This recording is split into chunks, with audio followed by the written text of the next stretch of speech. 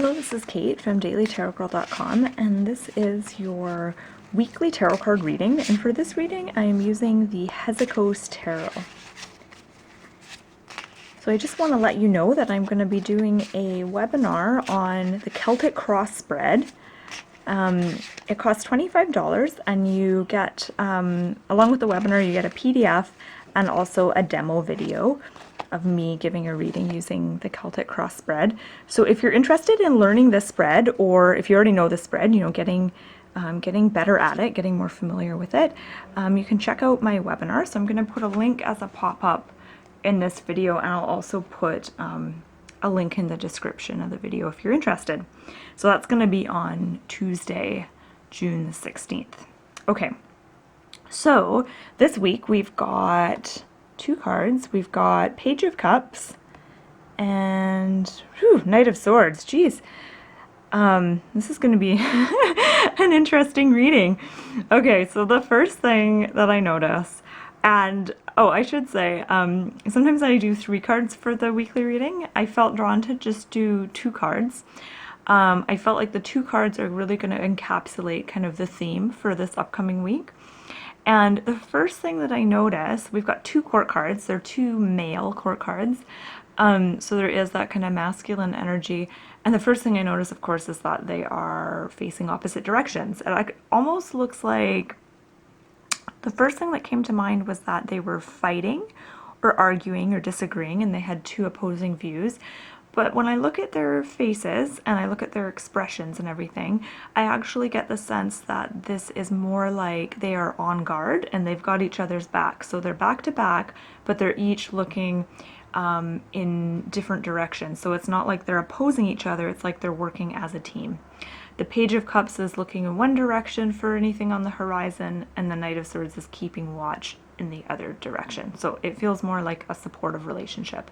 So I'll talk about each card and kind of what it means and then what they mean together. So the Page of Cups, he's a masculine card, but I feel like he's like the least masculine of the masculine court cards.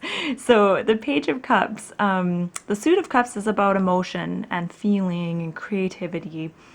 And the pages are all about learning. They're about, you know, being youthful and just kind of getting your feet wet a little bit. They're kind of the apprentice sort of court card. So I feel like this Page of Cups in particular, you know, he's about learning about emotions, learning about how to express your emotions in a way that's, you know, not destructive, how to be with his feelings, how to be comfortable with his feelings. And he's very much an artistic character. So he's someone who feels deeply and can express it, or is learning to express it in a creative way. So I would often think of like the Page of Cups kind of representing like a teenager who is into poetry and singing or something like that, or into art, into sort of artsy-fartsy, expressive kind of art. And then, of course, we have, well, okay, so I should talk about this card in relation to you, because that's what you're wanting to know. So I feel like this card represents that aspect of yourself that wants to express your emotions, that feels your emotions deeply and wants to express them. So there's a part of you that really needs to express yourself creatively.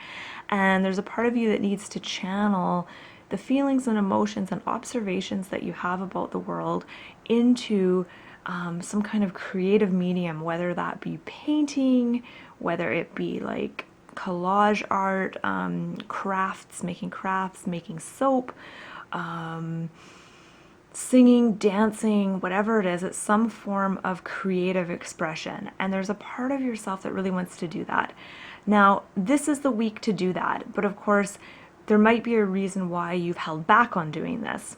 And that's where I'm going to get to the Knight of Swords. So I feel like the Knight of Swords, and I'm just going to talk about what it means in relation to you, and then I'm going to break down the Knight of Swords a little more. The Knight of Swords is the part of yourself that is maybe a little bit defensive, who's very, very analytical, very mental, and may try to protect this more kind of expressive, artsy-fartsy side of yourself by shutting it down and saying, no, don't do that. Like, you've got to be, you can't be that vulnerable. So if you notice, the Page of Cups is totally bald. He's not wearing a helmet. Whereas the Knight of Swords has his head covered in a helmet with spikes. So he, in a lot of ways, both of them feel vulnerable, but then the Page of Cups expresses his vulnerability in an artistic way, whereas the Knight of Swords wants to protect his vulnerability and put a helmet on and go to battle. And so this is the kind of person who might be kind of macho or whatever, or argumentative, really as a form of masking his vulnerability. So there's a part of you that feels vulnerable, but you want to express that vulnerability. You want to be creative. You want to get out there. You want to put yourself out there in terms of your creativity and whatever it is that you do. Whereas there's another part of you that is sometimes can feel at odds with that part of you and saying, no, that's not safe, don't do it.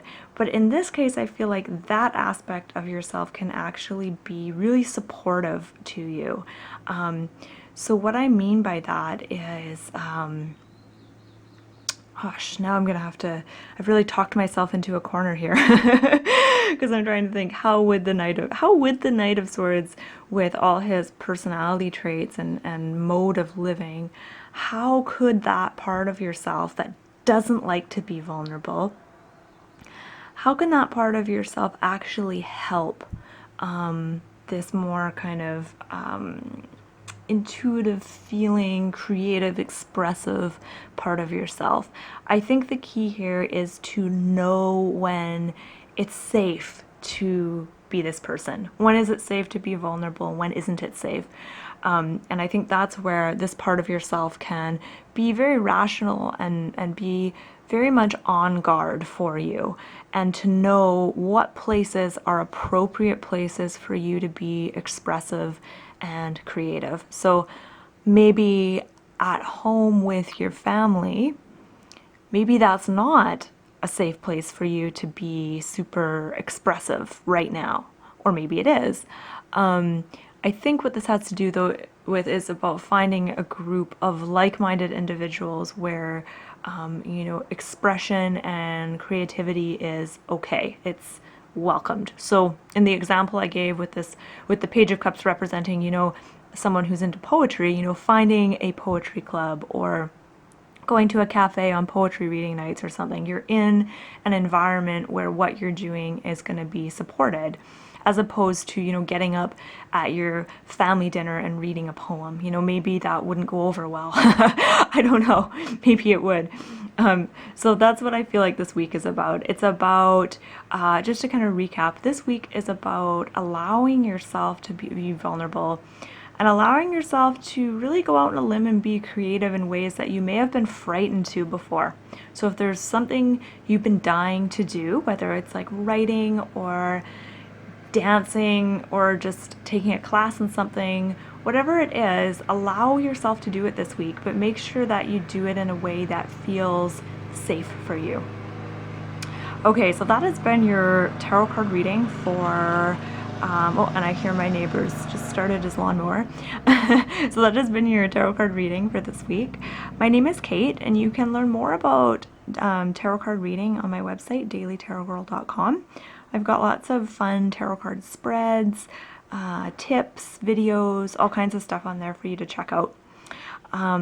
And once again, I want to invite you to share your own interpretations of these two cards. I know it's kind of tough when you get two court cards together. So if you have any insights or anything that you'd like to add to my reading, please feel free to do so in the comment section. And I just want to say thank you so much for watching and have a beautiful week.